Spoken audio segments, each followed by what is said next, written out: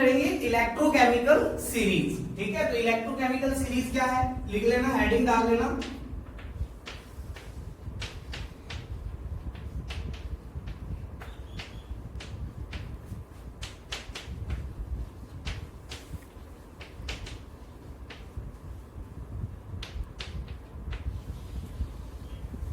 ठीक है, तो electrochemical series is arrangement of different element.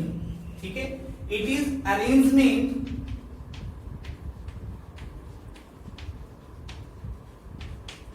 of different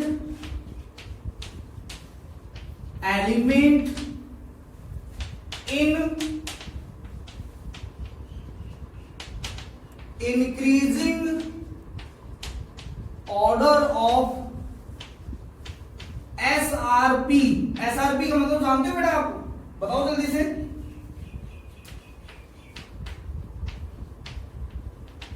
standard, अरे बताओ भाई। Standard reducing potential, reduction standard reducing potential, potential. ठीक है, इज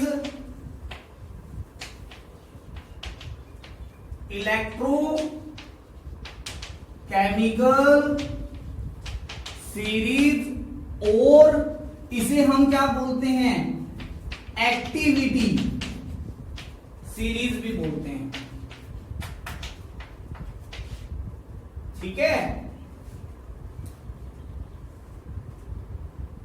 चलो अब ये लिया जाता है with respect to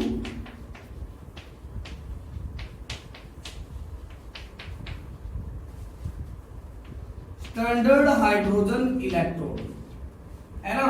standard hydrogen electrode का, ठीक है, E0SHE, है ना।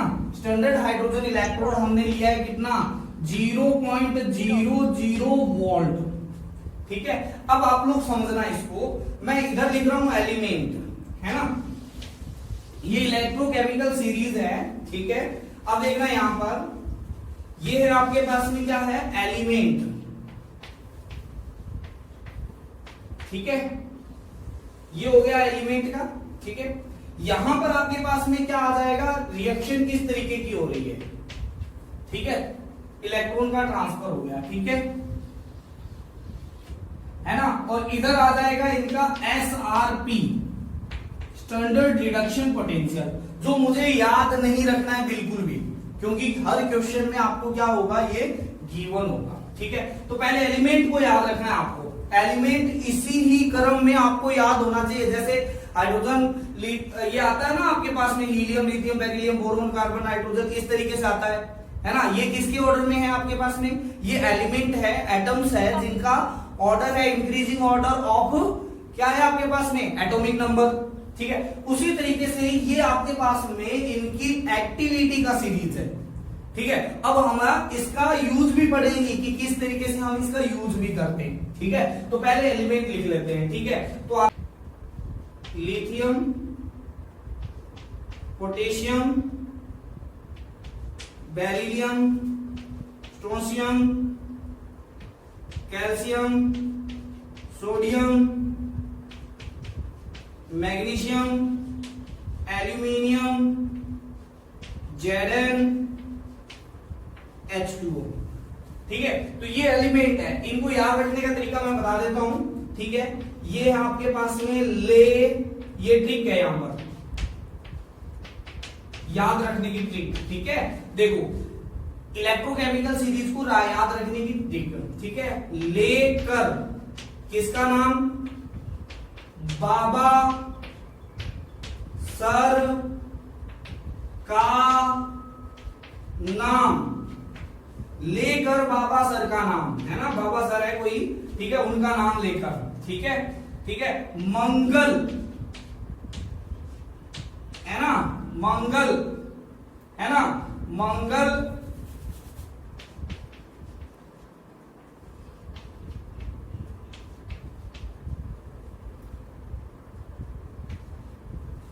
हाँ, मंगल में मंगल में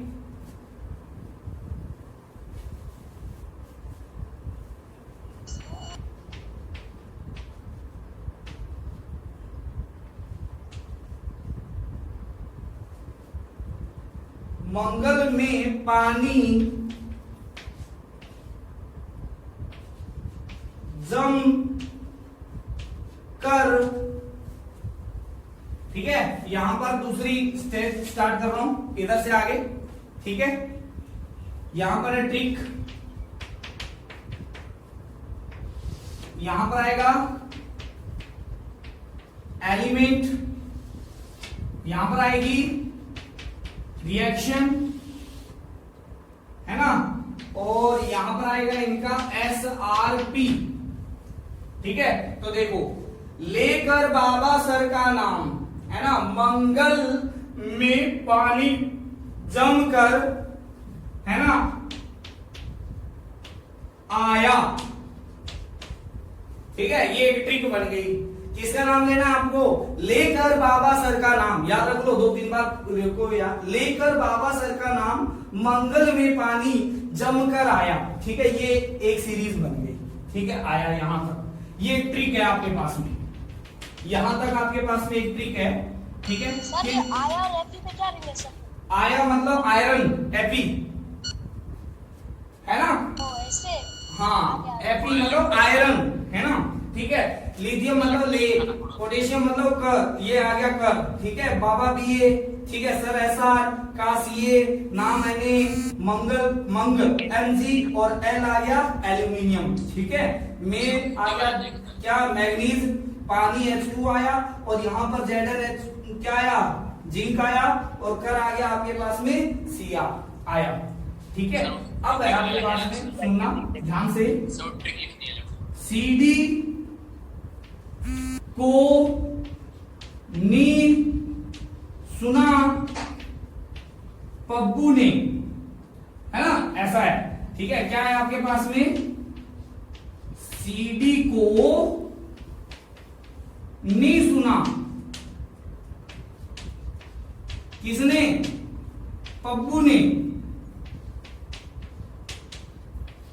पप्पू भी बोल सकते हो आप, है ना, पप्पू ने, ठीक है। हंसी क्यों आई फिर? अब एपी 2 बार आ गया, देखो यहां पर, अब एपी 2 बार आ गया, तो आपको याद रखना है, ये है Fe+2 वाला, है ना, और ये है आपके पास Fe कौन से वाला? +3 वाला, है ना। तो ये चीज याद रखनी है। हंसी से ये आया, हंसी क्यों आई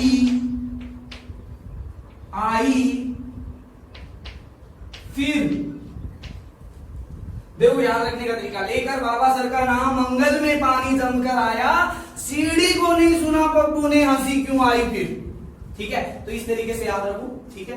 फिर आगे के कुछ एलिमेंट और है, वो आपको बाद में करवाता हूं मैं आपके पास, देखना ध्यान से, ठीक है। नाम लिख लेना, 1 2 3 4 5 6 7 8 9 10 11 12, ठीक है।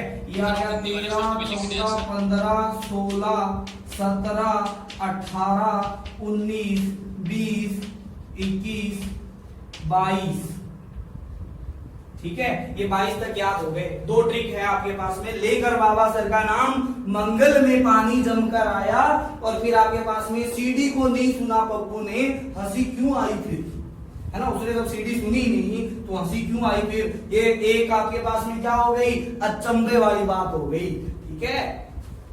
उतारो जल्दी से। हाँ, इनकी रिएक्शन भी लिख देते हैं। Li है ये प्लस में, इसने क्या किया? एक इलेक्ट्रॉन को गेन किया, तो ये आपके पास में किसमें चेंज हुआ? लिथियम में चेंज हुआ, ठीक है। तो इसका SRP होता है, वो सबसे क्या होता है? कम होता है। क्या होता है? सबसे कम होता है, और वो आता है -3.05 वोल्ट। ये स्टैंडर्ड SRP है ना, स्टैंडर्ड रिडक्शन पोटेंशियल है आपके पास में, स्टैंडर्ड कंडीशन के अंदर है, ठीक है। अब स्टैंडर्ड कंडीशन कौन सी होती है आप लोगों को पता होना चाहिए। 1 मोलर सॉल्यूशन, ठीक है, वो मैंने आप लोगों को लिखवा दिया था। और आपके पास में क्या था, प्रेशर क्या था, 1 बार था, ठीक है, और आपके पास में टेम्परेचर कितना था, 298 केल्विन था, 298 है ना, ठीक है। चलो पोटेशियम की बात करते हैं। तो पोटेशियम क्या था आपके पास में, K+, ये भी एक इलेक्ट्रॉन को गेन करेगा और क्या हो जाएगा, K में चेंज हो जाएगा। सभी का मैं कौन सा लिख रहा हूं, रिडक्शन पोटेंशियल, देखो सभी का रिडक्शन हो रहा है +1 से 0 के अंदर, ये भी +1 के अंदर 0 के अंदर। अच्छा, बेरिलियम क्या होता है, +2 होता है, इसने 2 इलेक्ट्रॉन को गेन किया और किस में चेंज हो गया, बेरियम, ठीक है। यहाँ पर स्ट्रोंशियम है, Sr है, +2 में होता है, 2 इलेक्ट्रॉन गेन करेगा और किस में चेंज हो गया, Sr के अंदर, ठीक है। कैल्शियम है, Ca+2 है, 2 इलेक्ट्रॉन गेन करेगा, किस में चेंज हो रहा है, कैल्शियम में, ठीक है। यहाँ पर Na है, Na+ में होता है, 1 इलेक्ट्रॉन को गेन करेगा और यहाँ पर आ जाएगा आपके पास में Na सॉलिड के अंदर, ठीक है। मैग्नीशियम है, मैग्नीशियम क्या करेगा, +2 में होता है, 2 इलेक्ट्रॉन को गेन करेगा और किस में चेंज हो जाएगा, मैग्नीशियम सॉलिड के अंदर, ठीक है। यहाँ पर एल्यूमिनियम +3 है, क्या करेगा, 3 इलेक्ट्रॉन को गेन करेगा, किस में चेंज हो जाएगा, एल्यूमिनियम में, ठीक है। Mn है, Mn यहाँ पर कौन से वाला है, Mn है यहाँ पर आपके पास में +2 वाला, ठीक है, +2 2 इलेक्ट्रॉन को गेन करेगा और आपके पास में Mn सॉलिड में चेंज हो जाएगा। अच्छा, ये वाला बहुत बहुत ज्यादा इंपॉर्टेंट है भाई, इनको लगा लेना, ठीक है। ये पानी है वो रिडक्शन वाला है, आप एक बार याद रखना, मैं जहां पर भी रिडक्शन वाला पानी बोलूं तो आपको ऊपर वाला पानी याद आना चाहिए। पानी 2 बार आएगा, यहाँ पर पानी क्या आएगा आपके पास में, 2 बार आएगा, ठीक है। तो आप लोगों को ध्यान में होना है कि पानी कौन सा है, रिडक्शन वाला है कि ऑक्सीडेशन वाला है, ठीक है। क्योंकि यहाँ पर हम आगे जाके क्या करेंगे, इनके प्रोडक्ट्स के बारे में सीखेंगे कि प्रोडक्ट कैसे बनते हैं, ठीक है। तो कैसे एनोड के ऊपर कौन सा प्रोडक्ट बनेगा, कैथोड के ऊपर कौन सा प्रोडक्ट बनेगा, तो वो इसी केमिकल इलेक्ट्रोकेमिकल सीरीज से ही आएगा, ठीक है। चलो, यहां पर है आपके पास में H2O, अगर रिडक्शन हो रहा है, क्या हो रहा है, रिडक्शन हो रहा है, तो बात ध्यान से सुनना, रिडक्शन होगा तो यहां पर रिडक्शन होने के लिए H2O का क्या होगा, निकलेगा, H2 क्या होगा आपके पास में निकलेगा, तो H2 निकलेगा किसके साथ में, ये निकलेगा OH- के साथ में। अब OH- के साथ में देखोगे तो किस तरीके से निकलेगा, तो यहां से ये निकलेगा 1 इलेक्ट्रॉन को गेन करके। अब है ना, ये केमिकल रिएक्शन है वो पूरी तरीके से बैलेंस होनी चाहिए, दोनों तरफ सभी एटम के साथ साथ चार्ज का बैलेंस होना जरूरी है। देखो यहाँ पर इधर एक नेगेटिव चार्ज है, किसकी साइड, रिएक्टेंट साइड, तो इधर भी क्या होना चाहिए, एक क्या होना चाहिए, नेगेटिव साइड, यहाँ पर क्या है, OH- है, ठीक है। अब आपके पास में आता है Zn, तो Zn+2 है, क्या करेगा, 2 इलेक्ट्रॉन गेन करेगा और क्या बनाएगा, जिंक सॉलिड के अंदर, और क्रोमियम यहां पर है आपके पास में +2 के अंदर, सॉरी +3 के अंदर है, ये क्या करेगा, 3 इलेक्ट्रॉन को गेन करेगा और क्या बनाएगा, Cr सॉलिड फॉर्मेशन करेगा। चलो इधर करते हैं, ये Fe है, Fe 2 बार आ गया है यहाँ पर, तो Fe ऊपर वाला है वो कौन सा है, ऊपर वाला है वो है आपके पास में +2 वाला है, ठीक है। तो यहां पर आएगा, देखो Fe+2 2 इलेक्ट्रॉन को गेन किया और क्या बनाया आपके पास में, Fe सॉलिड बना दिया, ठीक है। Cd भी कौन सा है आपके पास में, +2 वाला है, 2 इलेक्ट्रॉन को गेन किया, क्या बनाया, Cd सॉलिड बना लिया। कोबाल्ट कौन सा है, +2 वाला है, 2 इलेक्ट्रॉन को गेन किया, क्या बनाया, कोबाल्ट बना लिया, ठीक है। अगर निकल की बात करता हूं तो निकल भी +2 वाला है, क्या करेगा, 2 इलेक्ट्रॉन गेन करेगा और क्या बनेगा, निकल बना लेगा, ठीक है।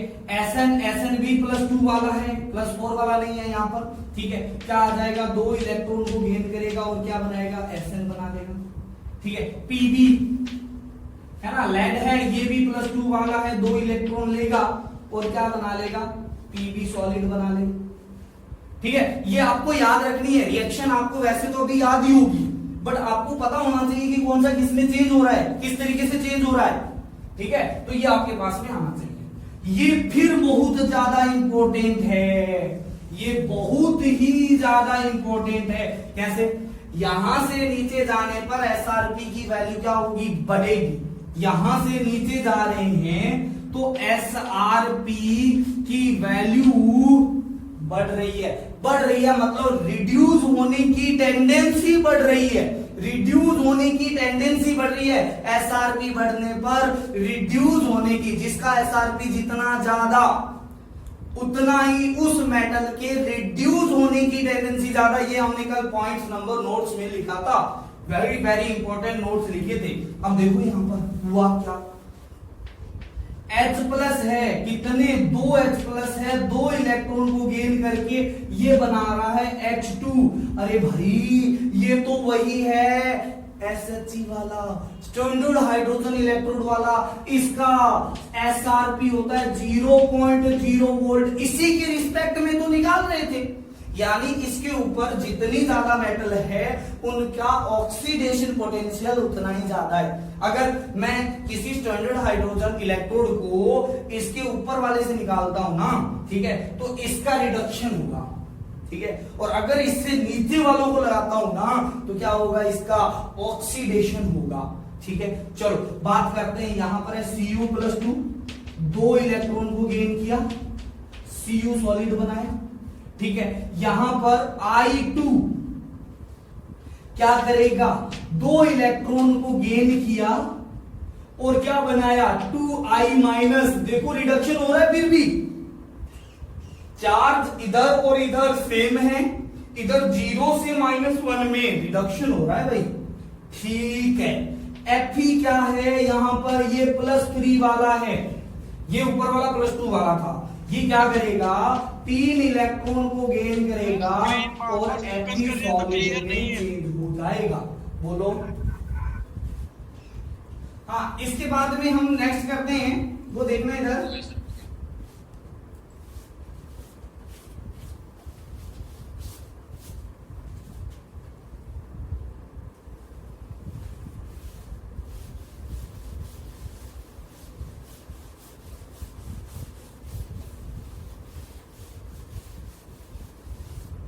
ठीक है, तो यहां पर है ट्रिक, ये आगे एलिमेंट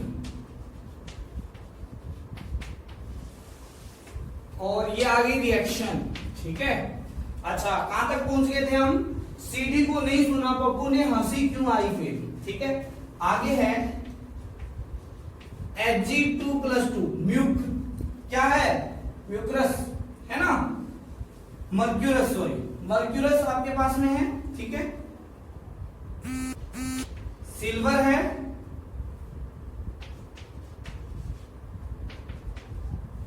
मर्क्यूरिक है ना,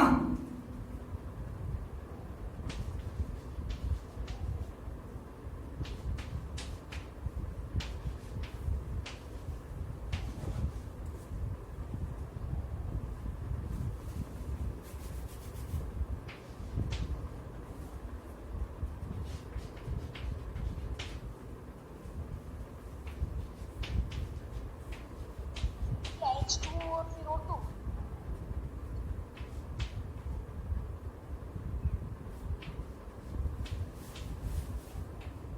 क्या है, ये पहले H2 लिखा, H2 दो बार आएगा है ना, एक बार आपके पास में रिडक्शन वाला, एक बार ऑक्सीडेशन वाला, ठीक है। ये याद रखने की, वैसे ये ऑक्सीजन है यहाँ पर है ना, ठीक है। चलो इसकी ट्रिक है याद रखने की, हेजल नाम की लड़की है यार, है ना, हेजल आज हंगरी की बारात में पीटी, है ना। हेजल नाम की आज एक लड़की है, वो आज है ना हंगरी की बारात में पिट गई, है ना, और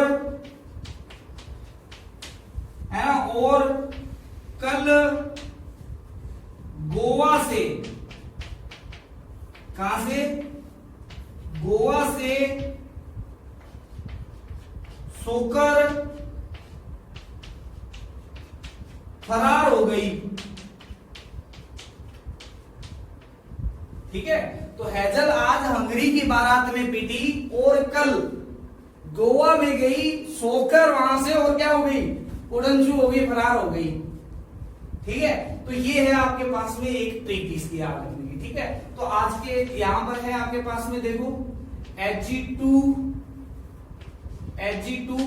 है, ये आपके पास में क्या करेगा, 2 इलेक्ट्रॉन लेगा और किसमें चेंज होगा, Hg लिक्विड के अंदर, है ना, किसमें 2 Hg लिक्विड के अंदर क्या होगा, चेंज होगा। Ag है वो प्लस में होगा, 1 इलेक्ट्रॉन लेगा और किसमें हो जाएगा, Ag सॉलिड के अंदर चेंज हो जाएगा। ठीक है, यहां पर है Hg+2, क्या है, Hg+2, ये भी आपके पास में 2 इलेक्ट्रॉन लेगा और क्या हो जाएगा, Hg लिक्विड में चेंज हो जाएगा। ठीक है, ये है Br2 और Br2 क्या होगा आपके पास में, 2 इलेक्ट्रॉन गेन करेगा और क्या हो जाएगा, 2Br माइनस में चेंज हो जाएगा। ठीक है, अच्छा Pt आपके पास में Pt+2 में है, ये भी 2 इलेक्ट्रॉन लेगा और Pt इलेक्ट्रॉन में चेंज हो जाएगा। ठीक है, यहां पर ये वाला बहुत ज्यादा इंपॉर्टेंट है, ये है H2O कौन से वाला, ऑक्सीडेशन वाला, कौन से वाला, ऑक्सीडेशन, जो नीचे आता है वो ऑक्सीडेशन वाला है और ऊपर आता है वो कौन सा है, रिडक्शन वाला है। ये चीज ध्यान में रखना आप लोगों के पास। ठीक है, फिर मैं आप लोगों को बताऊंगा कि किस तरीके से हुआ। ठीक है, यहां पर O2 है, ठीक है, तो ये 0 में है। ठीक है, तो ये क्या होगा आपके पास में, एसिडिक मीडियम में H+ में इलेक्ट्रॉन को गेन करेगा और चेंज होगा H2O के अंदर। ठीक है, तो इसके अंदर अगर बात करूं तो ये 2 है, ये भी कितना आ जाएगा, 2 आ जाएगा। ठीक है, तो इस तरीके से आपके पास में ये आएगा। ठीक है, यहां पर 4 कर दो, 4, ये 4 कर दो और ये आपके पास में कर दो 2। अब बैलेंस है पूरी की पूरी रिएक्शन, चार्ज भी बैलेंस, एलिमेंट भी बैलेंस। ठीक है, ये Cl2 है, क्लोरीन 2 है, तो ये Cl2 है, 2 इलेक्ट्रॉन लेकर किसमें चेंज हो जाएगा, Cl- के अंदर, 2 Cl- में। ठीक है, यहां पर Au है, ये +3 में है, 3 इलेक्ट्रॉन लेकर Au सॉलिड में, गोल्ड है, गोल्ड है ना, गोल्ड का मतलब गोवा है ना। ठीक है, फिर है SO4 -2 है ना, ये किस में चेंज हो जाएगा, SO2 गैस में चेंज हो जाएगा। ठीक है, SO2 गैस में चेंज हो जाएगा। ठीक है, तो यहां पर कर दो आपके पास में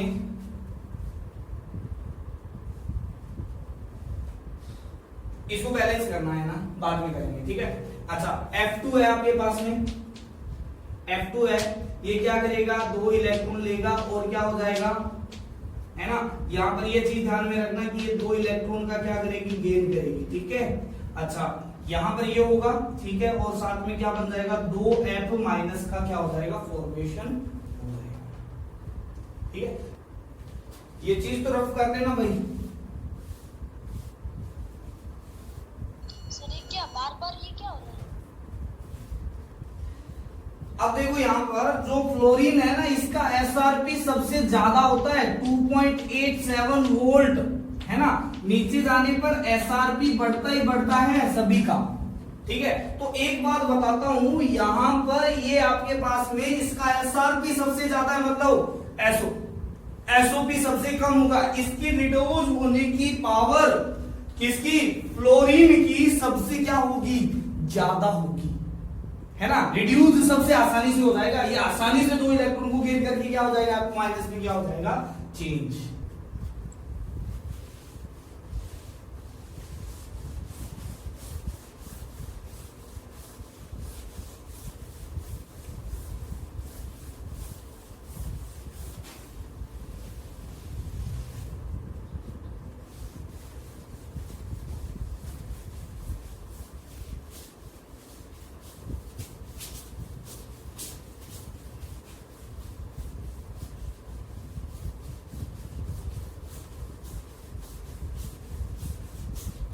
हाँ, तो आपके पास में नेक्स्ट है यूज ऑफ इलेक्ट्रोकेमिकल सीरीज। ठीक है, क्या क्या यूज हो सकते हैं इलेक्ट्रोकेमिकल सीरीज का। पहला है आपके पास में वो है ऑक्सीडाइजिंग एंड रिड्यूसिंग पावर।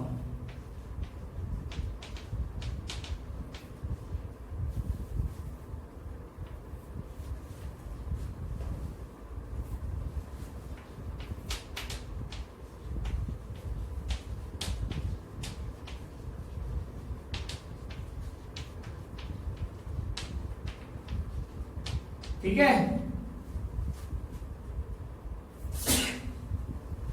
तो आपके पास में ऑक्सीडाइजिंग पावर,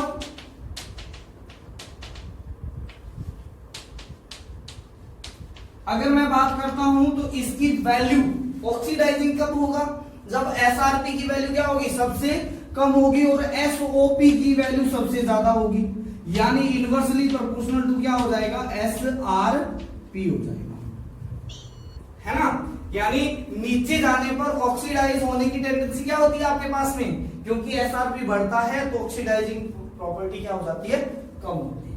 ठीक है, तो इसी तरीके से आपके पास में रिड्यूसिंग पावर, ठीक है, तो ये एसआरपी के तो डायरेक्टली प्रोपोर्शनल होता है और इनवर्सली प्रोपोर्शनल होता है एसओपी। ठीक है, अच्छा, रिएक्टिविटी ऑफ मेटल, ठीक है, अगर मैं रिएक्टिविटी ऑफ मेटल की बात करता हूं, ठीक है, मतलब मेटल कितना रिएक्टिव है या कितना नहीं है, तो भी हम इलेक्ट्रोकेमिकल सीरीज से बता सकते हैं। ठीक है, तो रिएक्टिविटी ऑफ मेटल होता है ना, वो होता है एसओपी की वैल्यू के डायरेक्टली प्रोपोर्शनल, है ना, जिसकी एसओपी सबसे ज्यादा उसकी रिएक्टिविटी क्या हो जाएगी, सबसे ज्यादा हो जाएगी, या हम बोल सकते हैं इनवर्सली प्रोपोर्शनल टू एसआरपी। अब आप ही सोचो ना, मेटल की प्रॉपर्टी क्या होती है, मेटल होता है उसकी टेंडेंसी होती है इलेक्ट्रॉन को क्या करने की, डोनेट करने की, क्या करने की, इलेक्ट्रॉन को डोनेट करने की, जिसकी पावर जितनी ज्यादा इलेक्ट्रॉन डोनेट करने की होगी, है ना, यानी जिसका ऑक्सीडेशन आसानी से होगा, ऑक्सीडेशन आसानी से किसका होगा, ऑक्सीडेशन आसानी से होगा जिसका एसओपी ज्यादा होगा, एसआरपी कम होगा। तो ऊपर की मेटल है ना जो इलेक्ट्रोकेमिकल सीरीज में, उनको हम बोलते हैं क्या, रिएक्टिव मेटल्स, क्या बोलते हैं, रिएक्टिव मेटल्स। ठीक है, तो यहां पर लिख लेना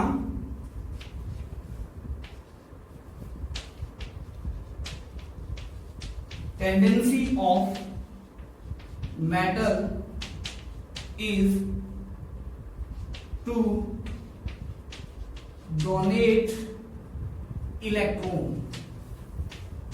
ठीक है, अच्छा, अगर मैं बात करता हूं रिएक्टिविटी ऑफ नॉन मेटल,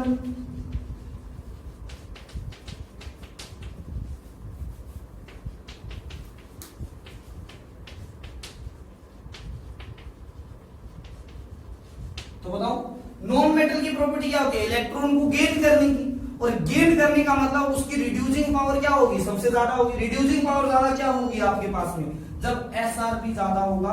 तो अगर मैं नॉन मेटल की रिएक्टिविटी बात करता हूं, reactivity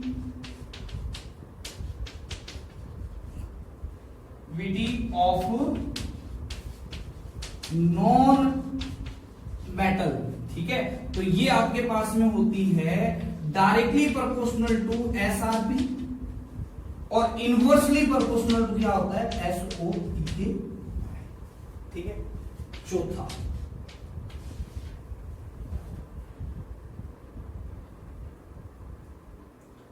displacement reaction in solution.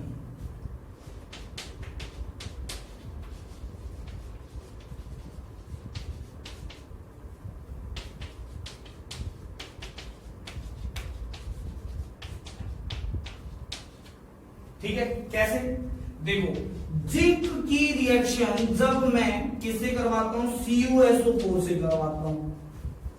ठीक है, जिंक की रिएक्शन किससे करवाता हूं, CuSO4 से।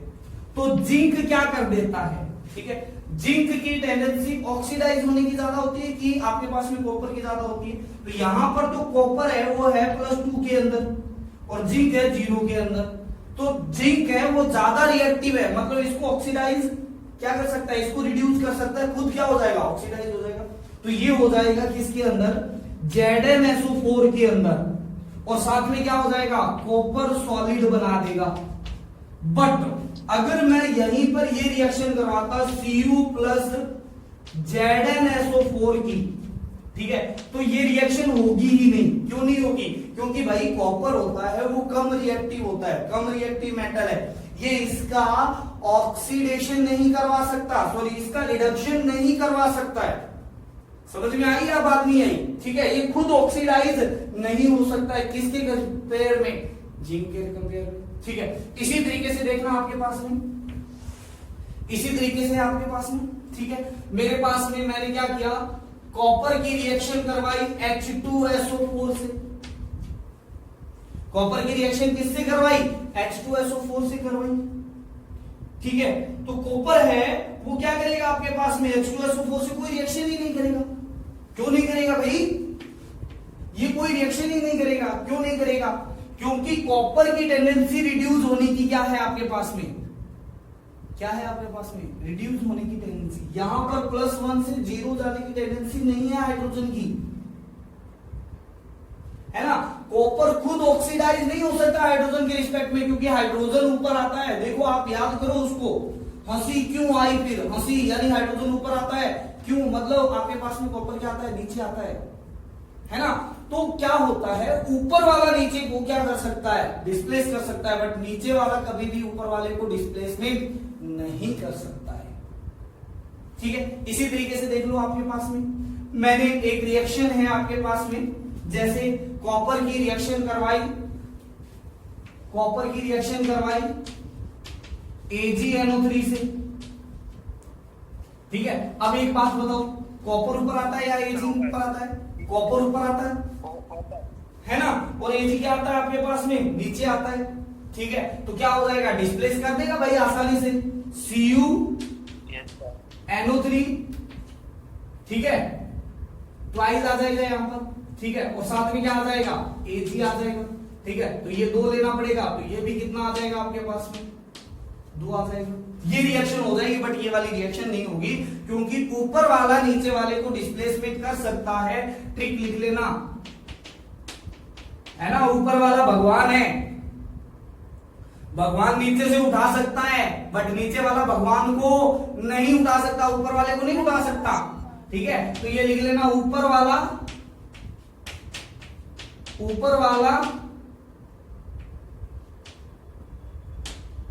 नीचे वाले को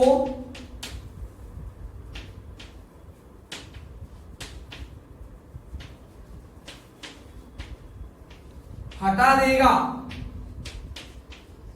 बट नीचे वाला कभी ऊपर वाले को नहीं हटा सकता भाई। ये चीज ध्यान में रखना, है ना, ध्यान में इस चीज को रखना, ठीक है।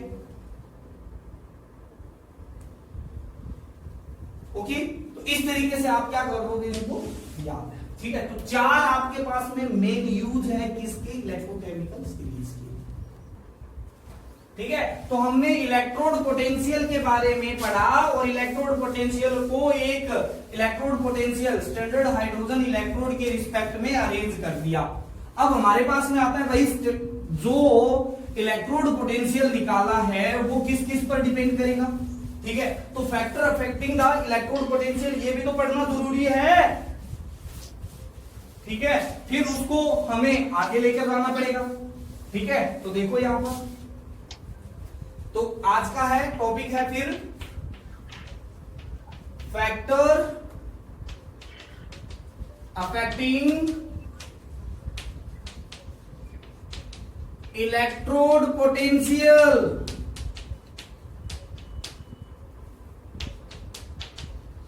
है ना, ठीक है। चलो ध्यान से देखना इधर, फैक्टर अफेक्टिंग इलेक्ट्रोड पोटेंशियल, कौन कौन से फैक्टर जो इलेक्ट्रोड पोटेंशियल को इफेक्ट कर सकते हैं, ठीक है। तो पहला फैक्टर है, आपको भी पता होना चाहिए, nature of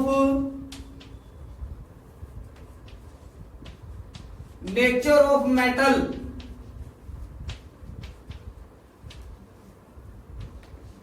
electrode,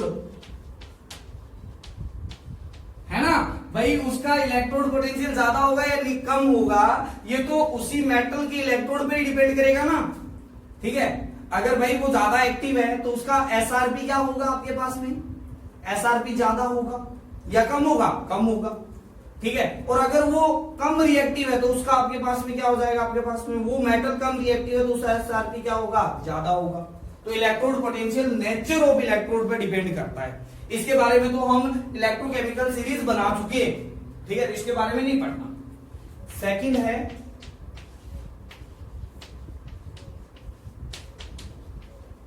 concentration of solution. ये बहुत ही आगे काम में आने वाला है।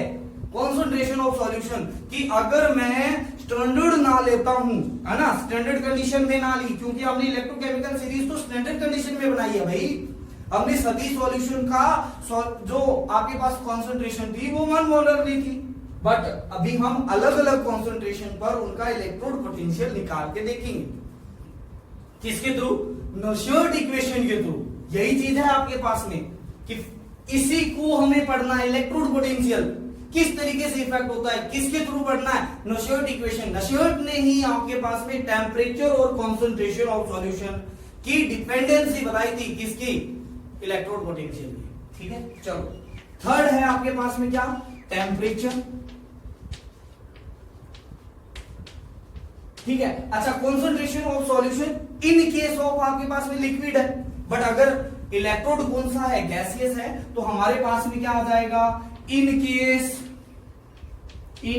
ऑफ गैस, ठीक है, क्या हो जाएगा, पार्शियल प्रेशर,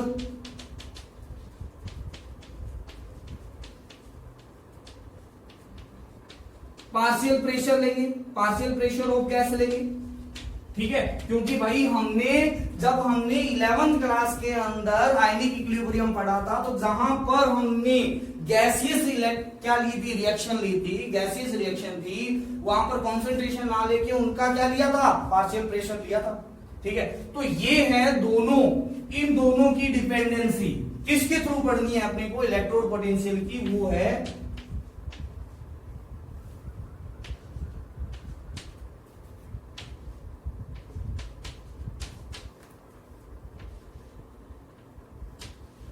नॉशर्ट इक्वेशन के थ्रू, है ना, कि इलेक्ट्रोड पोटेंशियल है वो इन दोनों पर कैसे डिपेंड करता है, ये कौन बताता है, नॉशर्ट इक्वेशन बताता है। तो इससे आगे वाला टॉपिक कौन सा है अपना, नॉशर्ट इक्वेशन। हाँ, तो नेक्स्ट टॉपिक रहेगा नॉशर्ट इक्वेशन, ठीक है। चलो नेक्स्ट टॉपिक है नॉशर्ट equation.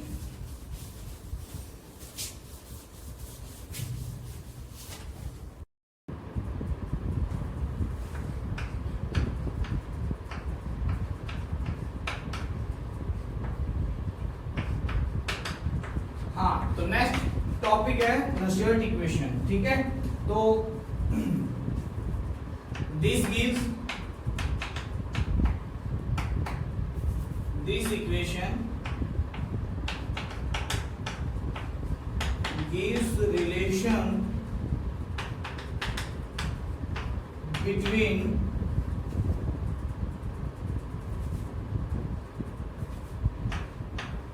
cell potential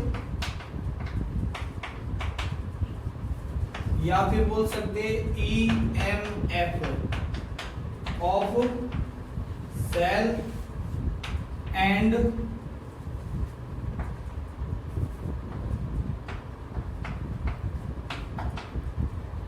concentration of electrolyte in solution and temperature, ठीक है। तो ये आपके पास में EMF ऑफ सेल है ना, जो हमने इलेक्ट्रोड पोटेंशियल अभी निकाला था, इलेक्ट्रोड पोटेंशियल का सम कर दिया दोनों के, एक का ऑक्सीडेशन पोटेंशियल एनोड का और कैथोड का रिडक्शन पोटेंशियल, दोनों का सम कर दिया, तो वो क्या आ गया, EMF ऑफ सेल, ठीक है। EMF ऑफ सेल की जो आपके पास में रिलेशन बता रहा है, कॉन्सेंट्रेशन ऑफ इलेक्ट्रोलाइट यानी कॉन्सेंट्रेशन ऑफ सॉल्यूशन, ठीक है, और टेम्परेचर के बीच में आपका रिलेशन बता रहा है, यानी किस तरीके से इलेक्ट्रोड पोटेंशियल वो इफेक्ट होता है कॉन्सेंट्रेशन से और टेम्परेचर से। ठीक है, तो हम डेराइव करेंगे इस इक्वेशन को, क्या करेंगे, डेराइव। ठीक है,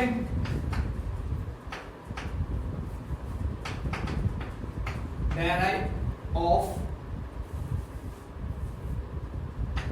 डेरिवेशन ऑफ फर्स्ट इक्वेशन। ठीक है, तो हमारे पास में क्या आता है, देखना इधर ध्यान से। सबसे है फ्रॉम थर्मोडायनामिक्स,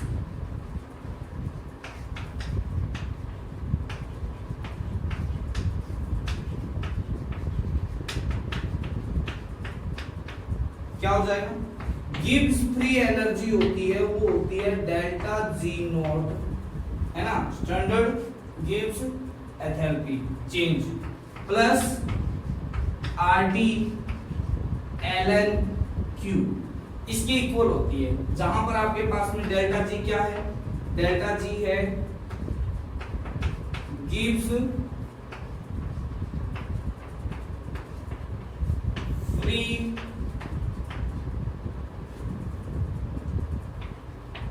एनर्जी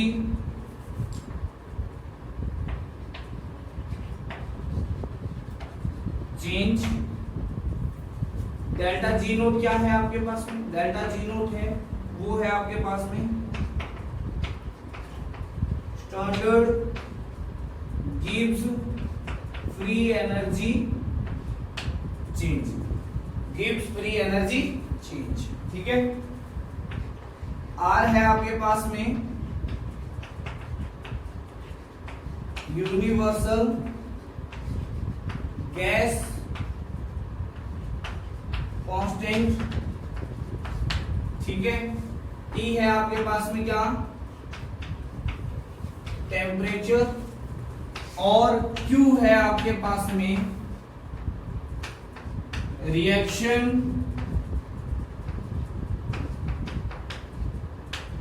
क्वोशिएंट, जो किसके बराबर होता है, क्यू बराबर होता है concentration of product divide by concentration of reactant. आपने आयनिक इक्विलिब्रियम में पढ़ा था इसको। ठीक है, तो ये चीज आपके पास में आती है थर्मोडायनामिक्स पर।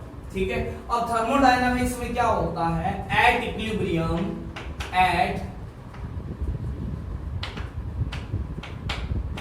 इक्विलिब्रियम क्या होगा, एट इक्विलिब्रियम, इक्विलिब्रियम पर गिब्स फ्री एनर्जी चेंजेस कितना हो जाता है, जीरो हो जाता है।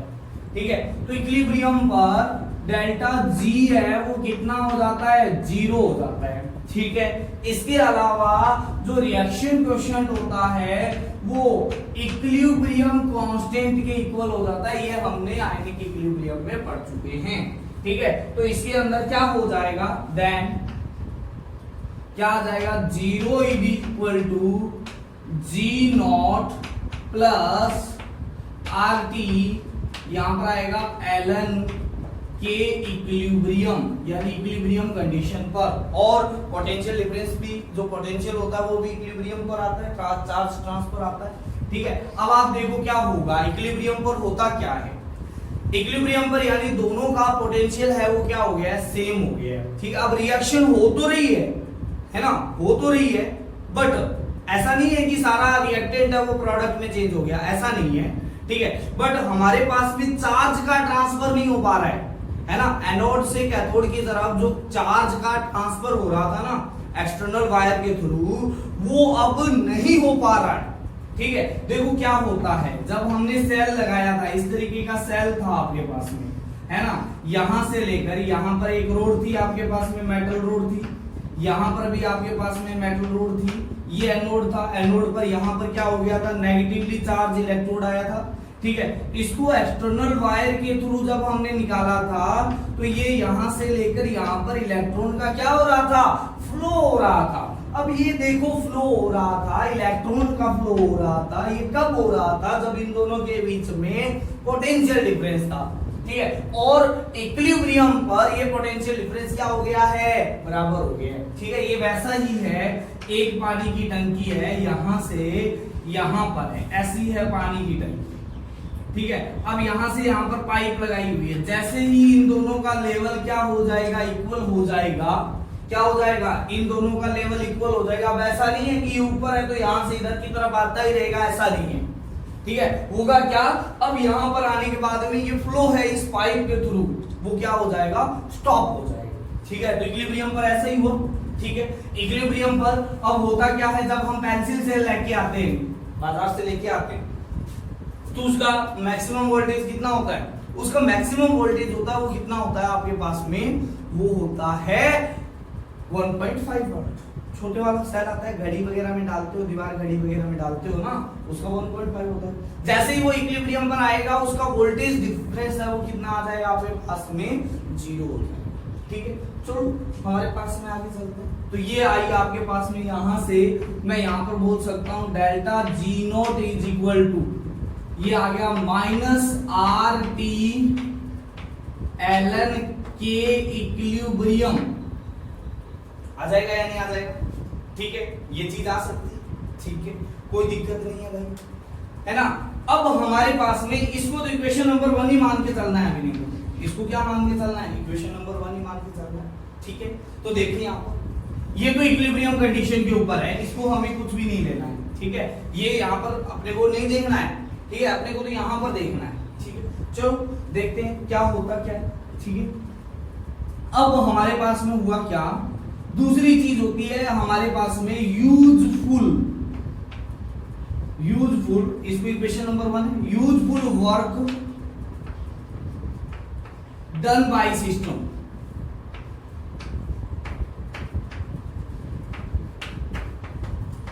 अब useful work done by system क्या होता है, वो होता है decrease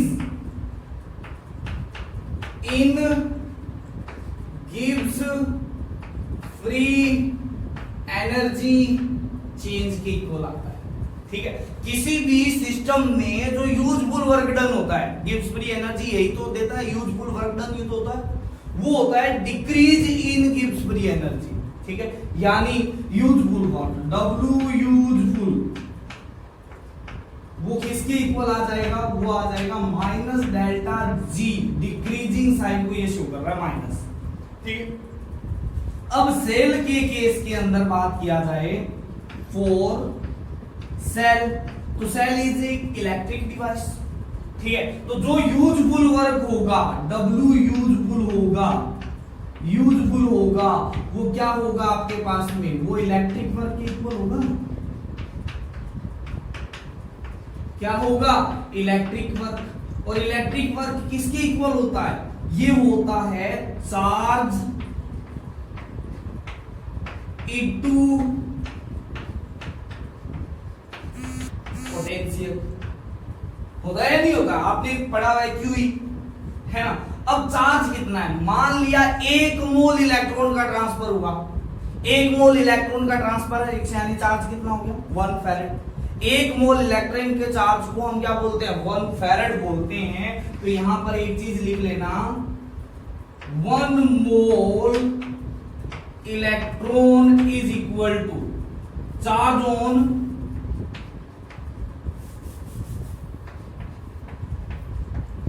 charge on 1 mole electron is equal to 1 Faraday, है ना। और ये होता है आपके पास में कितना, ये होता है आपके पास में 96500 कूलम के इक्वल होता है, किसके इक्वल होता है, कूलम के इक्वल होता है, ऐसा आपको पता है, ठीक है।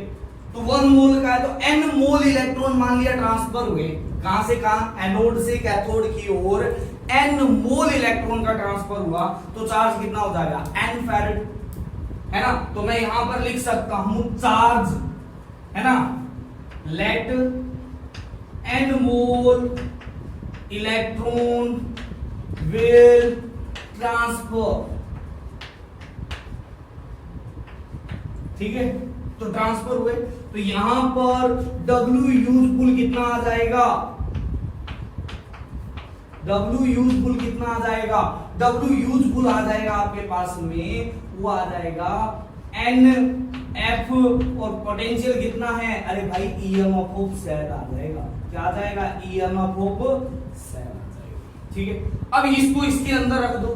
ठीक है, तो यहां से हमारे पास में क्या आ गया, ये वैल्यू आ गई कि delta G is equal to, अगर यहां पर रख देता हूं डेल्टा जी, इक्वेशन नंबर 2 है। ठीक है, तो यहां से मैं क्या रख देता हूं, पुट इन इक्वेशन मैंने क्या रख दिया, 2 में रखा। ठीक है, तो डेल्टा जी की वैल्यू कितनी आ गई, ये आ गई n minus N F E आ गई, माइनस एन एफ ई आ गई, ई ऑफ द ये क्या है आपके पास में 7। ठीक है, अब देखो यहां पर ये है बिना स्टैंडर्ड, किसी स्टैंडर्ड के नहीं है। ठीक है, सिमिलर क्या हो जाएगा, डेल्टा जी नोट, अगर मैंने स्टैंडर्ड कंडीशन में गिब्स फ्री एनर्जी निकालना होगा तो स्टैंडर्ड कंडीशन में यूजफुल वर्क की इक्वल हो जाएगा। स्टैंडर्ड कंडीशन में यूजफुल वर्क कितना हो जाएगा, minus N F E naught cell हो जाएगा। क्या हो जाएगा, ई नॉट सेल हो जाएगा। अब ये दोनों वैल्यू किसमें रख दो, इक्वेशन 1 में रख दो, पुट इन इक्वेशन 1। तो मैं यहां पर रख देता हूं। ठीक है, देखना ध्यान से इधर,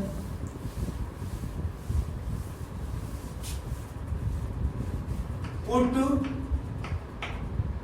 इन इक्वेशन 1, ये दोनों वैल्यू है वो पुट 1 में कर देते हैं। ठीक है, तो ये आया आपके पास में minus N F E cell, आया या नहीं आया, यहां पर रख दिया, इज इक्वल टू ये आया minus N F E naught cell, क्योंकि डेल्टा जी नॉट की जगह वो रख दिया।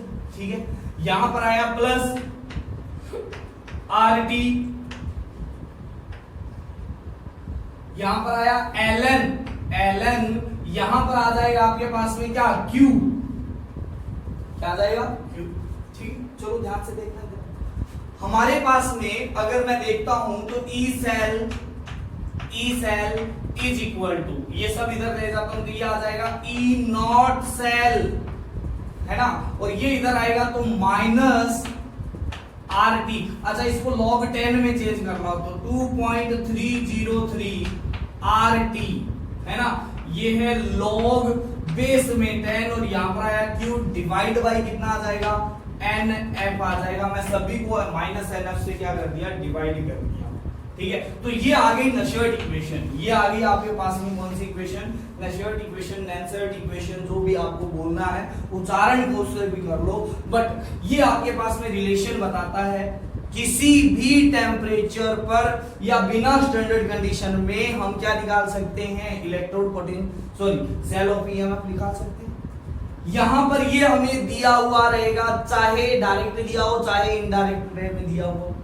ठीक है, ये आपके पास में कॉन्सेंट्रेशन को बताता है। लेट मान लिया हमारे पास में क्या है, इक्वेशन में कुछ ऐसा हो रहा है, जैसे आपके पास में इक्वेशन है Zn प्लस में CuSO4 है, ये आपके पास में किस में जा रहा है, ये जा रहा है ZnSO4 प्लस में क्या आ रहा है, Cu सॉलिड में जा रहा है, ऐसा है आपके पास में।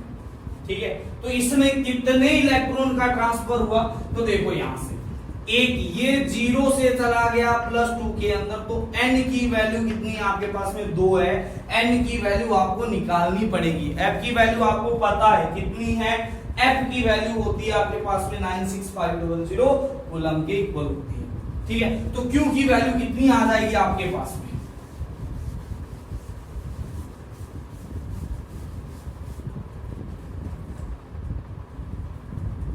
है ना, तो Q कितना आ जाएगा, Q आ जाएगा आपके पास में कॉन्सेंट्रेशन ऑफ ZnSO4, ठीक है, और कॉन्सेंट्रेशन ऑफ Cu सॉलिड। अब ये अगर प्योर सब्सटेंस है, सॉलिड है या प्योर लिक्विड है, तो उसकी कॉन्सेंट्रेशन हमेशा क्या ली जाती है, 1 ली जाती है। ये हमने आयनिक इक्विलिब्रियम में भी देखा। ठीक है, डिवाइड में क्या आ जाएगा आपके पास में, कॉन्सेंट्रेशन ऑफ Zn, और क्या आ जाएगा, कॉन्सेंट्रेशन ऑफ CuSO4 आ जाएगा। ठीक है, और कॉन्सेंट्रेशन ऑफ Cu सॉलिड है, वो कॉन्सेंट्रेशन ऑफ Zn सॉलिड है ना, Zn सॉलिड है इन दोनों की, क्योंकि ये प्योर सब्सटेंस है। क्या है, प्योर लिक्विड और सॉलिड, ठीक है, for pure liquid and solid, ठीक है। तो इनकी वैल्यू क्या ले दी जाती है, 1 ले ली जाती है। तो Q इज इक्वल टू क्या आएगा, इसको मैं लिख सकता हूं concentration of Zn+2 divide by क्या आ जाएगा, कॉन्सेंट्रेशन ऑफ Cu+2। सिंपल है। तो ये अगर वैल्यू यहां पर रख दोगे तो यही चीज आ जाएगी आपके पास में। अब है हम स्टैंडर्ड कंडीशन, अगर मैं मान लेता हूं अगर टेम्परेचर की बात नहीं दी हुई, कोई बात नहीं की हुई, टेम्परेचर क्या है, तो हमें मान के चलना है 298 केल्विन। क्या मान के चलना है, 298 केल्विन। तो ये आप लोगों ने उतार लिया होगा, ठीक है, मैं इसको रफ कर रहा हूं, ठीक है। ये है आपके पास में मेन नशर्ट इक्वेशन, तो आपके पास में, ठीक है, ये इंपॉर्टेंट है। इसको इक्वेशन नंबर नाम दे दो आप, जैसे ये 3 थी तो इसको नाम दे दो आप 4। कितना दे दो आपके पास में, 4। हाँ, अब देखो अगर हम मानते हैं तो R की वैल्यू कितनी आ जाएगी आपके पास में। अब इसमें कौन कौन सी वैल्यू कांस्टेंट है, R की वैल्यू कांस्टेंट है, कितनी आ जाएगी, 8 पॉइंट कितना आ जाएगा, 31, ठीक है, 8.31 जूल पर मोल पर केल्विन, ठीक है। टेम्परेचर हम ज्यादातर लेते हैं 298 केल्विन, अगर दिया हुआ ना हो तो, दिया हुआ हो तो यही इक्वेशन का यूज करेंगे, ठीक है। अच्छा, F की वैल्यू होती है 96500 कूलम, ठीक है। अब ये वैल्यू इसके अंदर पुट कर देते हैं, ठीक है। तो put in equation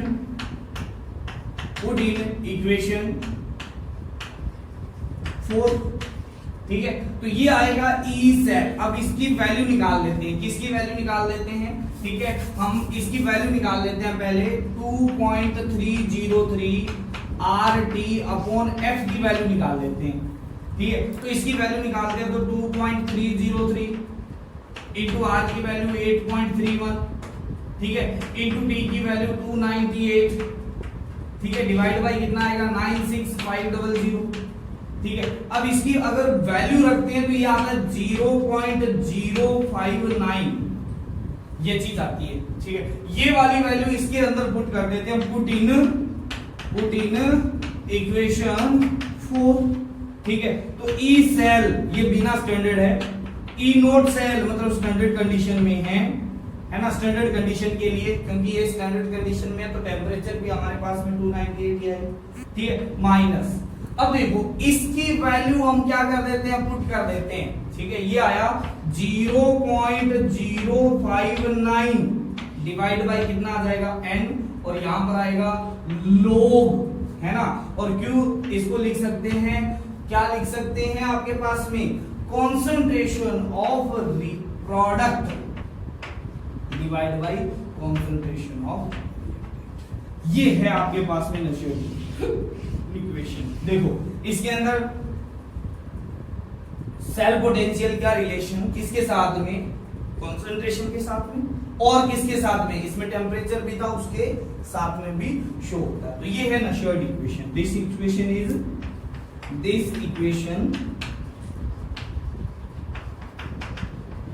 is known as नशर्ट इक्वेशन, ठीक है। और वेरी वेरी इंपॉर्टेंट है, वेरी वेरी इंपॉर्टेंट, अगर आपके पास में न्यूमेरिकल प्रॉब्लम आता है फॉर न्यूमेरिकल प्रॉब्लम, ठीक है, तो हमारे पास में इस चैप्टर में इसी से ही आता है या फैराडेज लॉ से आता है, बस यही चीज है आपके पास में, इसी को ही पढ़ना है। इसके ऊपर अभी अपने क्या करेंगे, क्वेश्चन करेंगे। तो नेक्स्ट क्लास के अंदर इसके ऊपर अपने क्या करेंगे, क्वेश्चन करेंगे, ठीक है। Okay, have a nice day.